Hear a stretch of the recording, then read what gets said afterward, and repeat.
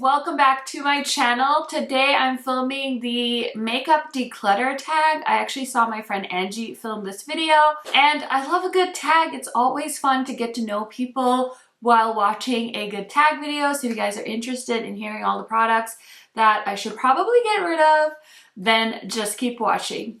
If you guys are new to my channel, welcome. My name is KARENHARRIS. I like to film tan girl friendly makeup videos here on YouTube. I post about 3 to 4 videos every week, so highly recommend subscribing, turning on that bell so you're notified every time I post, and without further blabbering, let's get into it. If you guys are wondering what is on my face, I'm actually wearing 2 newer launches. So I'm wearing the Fancy Face collab with Sydney Grace and the Blend Bunny new highlighter palette. So I will go ahead and link that video in the description box in case you guys are curious to see how those products work.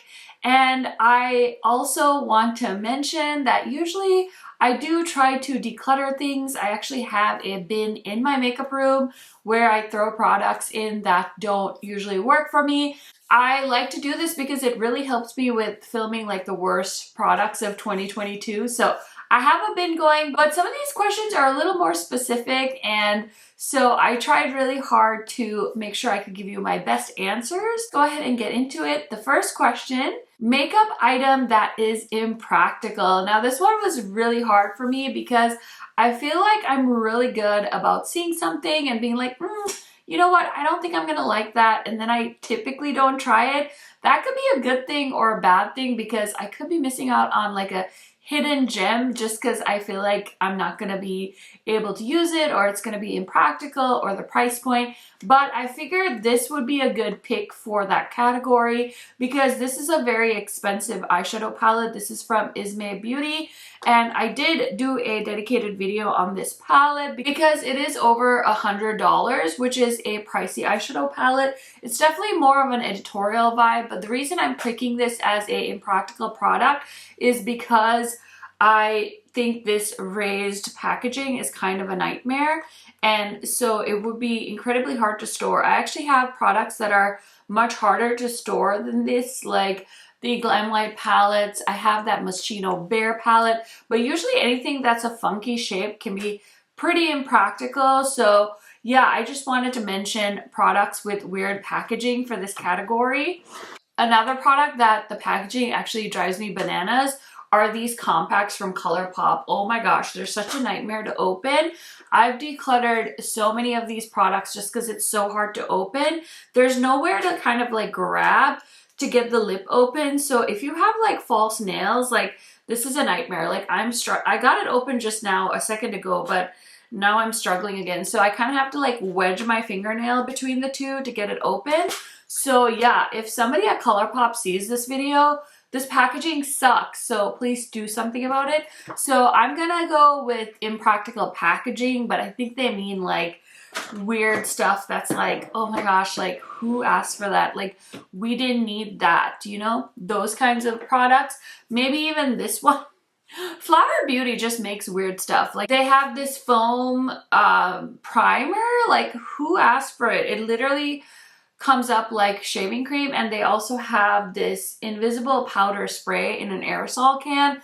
Both of these products a little bit weird. Of course I bought them because I was curious and I had heard different people that I follow talk about them. So that, I mean, I feel like this is actually not that impractical because I mean, if you're lazy sometimes like me and you want to set your face, this could be fabulous. This though is a very weird product, and it's got like a lot of shimmer in it, and it like burst out of the packaging like that. So yeah, I mean, it does give a nice like hydrated effect, but I don't know that we needed like a shaving cream type primer. So yeah, I was talking about one product and now I talked about like 5 things. So that is my answer for the first question. Okay, so the second question is a mascara that's definitely expired. I'm actually really good about rotating through my mascaras. Usually I can tell when the product's kind of like changed a little bit, and so it's time to move on. Sometimes I mark my mascaras just so I know when I open them. So when it gets to that 3-month mark, I boot them out of my collection. I will say I do have a pretty intense mascara backup drawer. I don't think those are expired though, so yeah, I don't really have a good answer for this one. I'm sorry. Okay, the third question, a red lipstick you never wear. And I thought this was such a good question because I feel like I do have more red lipsticks that I probably need to, and I decided to talk about this one from Gucci Beauty. So this is a very pricey lipstick. It's about $42 for this, and this is technically the shade Agatha Orange, but it's one of those like hot orange shades. It's such a beautiful color, and it's honestly like the perfect lippy for the summertime. I love wearing like reddish orange shades in the summertime because if you do like a very subtle look and then that pop of red orange is so gorgeous. So it's summer. I have not worn this once. I'm a little bit mad at myself, but hey, thanks to this tag, I remembered to grab Agatha Orange, and oh my gosh, this packaging is so stunning. Okay, a high-end product that's not worth the hype. That's question number 4. And when Angie was talking about hers, I was like, oh, I know my answer to that one. And it is this product. This is the Chanel Max Porte blah blah blah blah Oversized Healthy Glow Sun-Kissed Powder in Sunbath Deep. And this was a very pricey bronzer. I don't know what possessed me to buy this.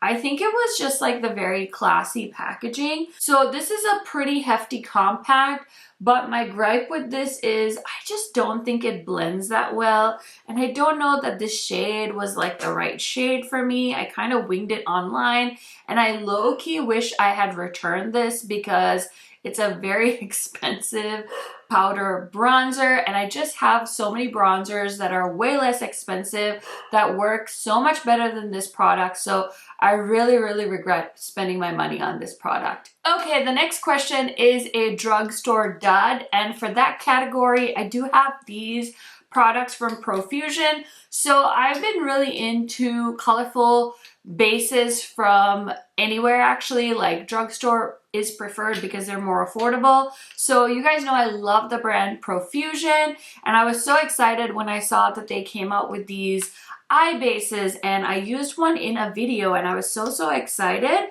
But honestly, these were so like hard to kind of get to be opaque, and then they didn't really dry down well, and then my eyeshadows didn't really blend on these very well. So I was really disappointed because I was so excited that one of my favorite brands had come out with something like this.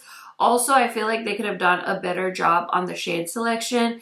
And I'm not gonna lie, I meant to give these another shot, but I've just been too terrified because I have these ones from NYX, the Ultimate Eye Paints or Face Paints or whatever they're called. And those ones are so good. So I just prefer to grab those instead of these ones. Also, to get them to look this opaque, you do have to put on a pretty thick layer, and it does take a while to dry down. So I just feel like I found better cream shadows from the drugstore. So these were a very recent drugstore dud for me. Okay, question number 6 is an eyeshadow palette you forgot about. And I will say I haven't forgotten about my eyeshadow palettes. I do have quite a large collection though, so it is very easy for me to kind of pass off and forget about eyeshadow palettes and like forget about using them. So one that I had like such good intentions and I wanted to do like a video because everyone was talking about how great this eyeshadow palette was. I think I got this last year. It's the Limoncello palette from ColourPop. And if you guys know me, this packaging is like so my vibes. It gives me like Mykonos, like hanging out in Greece drinking yummy lemonade vibes. I don't actually know if they drink lemonade there, but anyway, blue and yellow just make such a beautiful combination. So I haven't even swatched this palette, I don't think, or maybe I did swatch it for like a swatch party video, but I haven't put this palette on my eyes yet, and I've had it for quite some time. I do also have a lot of other palettes like this where I bought them because I was like, oh, I'm gonna review that, or there was a great sale and I wanted to grab it. And so yeah, I have quite a few eyeshadow palettes that I've forgotten about that I'm very guilty of. I am trying to be better though. I do try to kind of pace things out a little bit better and not buy every single thing that catches my attention, although it is very hard to do that. Okay, the next question is a foundation that's not your shade, and this happens to me quite a bit. I try really hard to be careful about selecting a shade. And also the thing is with foundations, I have so many shades that I like on me that I don't usually try to make a foundation that doesn't work for me work, but I do have two to show you guys. So the first one is the Kosas. This is the Revealer Skin Improving Foundation, medium coverage, natural dreamy finish. So it's in the box because this shade is like way too dark for me. It's medium deep, neutral olive, 290. I feel like that is a very decent description of my skin tone because I am like a medium, sometimes medium tan. And I do tend to pick foundations with a neutral undertone or like a tan undertone. Sometimes tans can look orange. So neutral olive is a pretty decent description, but this one is a little too dark. It's definitely very like gray on me. I kept thinking that was because of the sunscreen in it, but I'm not 100% sure. I just really can't make the shade work. So it's been sitting in this box because I probably need to declutter it. I kept promising you guys a foundation review video, and honestly I kind of lost my pace on that, so I need to pick it back up. So I think I kept this in my foundation drawer just so I can remember to talk about it in that video, and then this puppy needs to get decluttered. Another one that I tried to make work is this one from Lawless. This is the Conceal the Deal Long Wear Full Coverage Foundation. As you can see, I wrote myself a post-it note. It says too drying for the winter, and also the shade is like very, very orange. So yeah, I bought the shade, let's see here, does it say Honeycomb? And yeah, it's a little bit too orange for me. And typically in the summertime I do get a lot of sun, but this summer I haven't been doing that as much, and honestly it's just like a very orangey shade. So both of those are foundation shades that do not work for me, and I feel like I could do a whole video on foundation shades that I have that don't work for me, but I will spare you guys the details on that. Okay, the next question is question 8, and it's product that wasn't worth the hype, and I'm gonna give it to the Charlotte Tilbury highlighters. I have both shades, and honestly you guys, my daughter, she was down here one day with me and she was sitting on my lap and she broke both of these. I must love her a lot though, because I didn't even freak out, and honestly I might just have not been so mad because these highlighters were just okay to me. They weren't that great. I should probably try and press them, but again, I'm so lazy, and I just thought they were so okay that I'm not like dying or missing them by any means. But my problem with these were Romance Light was like too light, and then Dream Light was like neither of these were like my perfect highlighter shade, so I think that's why I think they were kind of overhyped. But they have this stunning packaging, and even the powders are pressed beautifully. But for the price point, I just feel like I have better highlighters in my collection, and that's my thing. I feel like Charlotte Tilbury in general, it's either I love something or I think it's like hot trash, and then the rest of the world is just like fawning over her products. And I have to just be like very selective when it comes to Charlotte Tilbury products in general. But yeah, I just could ramble on about this all day. So it's those highlighters. I think they were very overhyped. Okay, number 9 is concealer that you can't make work. And again, we have to pick on Kosas. I don't know if I have this concealer with me anymore, but basically, I'm a huge Kosas fan. At one point, I was buying like every product they launched, and then I bought this concealer from them, and it's just like a very thin concealer.